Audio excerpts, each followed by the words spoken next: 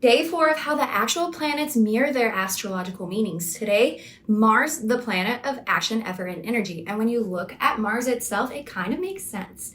Mars's surface is dry, cracked, and it's a rusted red. It is literally coated in iron oxide. In other words, the planet is rusting. That red color, it's not just color, it's proof of the past reactions of things burning, oxidizing, and changing. Red's long been a symbol of action, and Mars wears it naturally. Scientists think that Mars once had water on it due to the abundance of rust. Now it's dry, but the traces say that it used to flow. Just like Mars's energy, the atmosphere is thin and toxic and mostly made of CO2. But that CO2, it's been trapped underground, only released through volcanoes or cracks over time. That kind of represents Mars, right? Heat and pressure building inside until it forces its way out. And then the dust storms, these aren't just little breezes on Mars. Mars can have storms that cover the entire planet for months, all stirred up by solar heat and winds. Feels a lot like Mars in astrology, right? Heat and friction building fast until chaos takes over. Mars's gravity as well, it's weak, a lot weaker than Earth's. Things move fast on Mars. They jump higher, but they never feel fully grounded.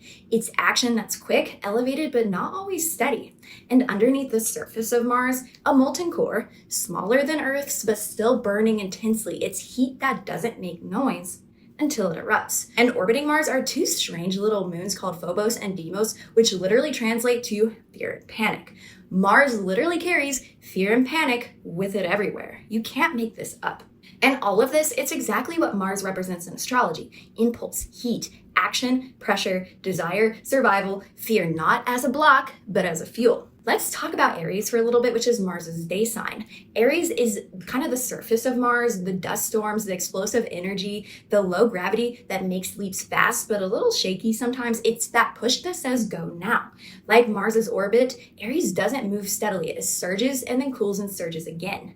The thin CO2 atmosphere, that's also Aries. There's nothing soft about it. It's just raw air pushed up from under pressure. And Olympus Mons, which is the tallest volcano in the solar system, even dormant, it once spread lava so far because of Mars's low gravity. That's kind of like Aries, right? It's pushing effort further than expected, even when it's quiet.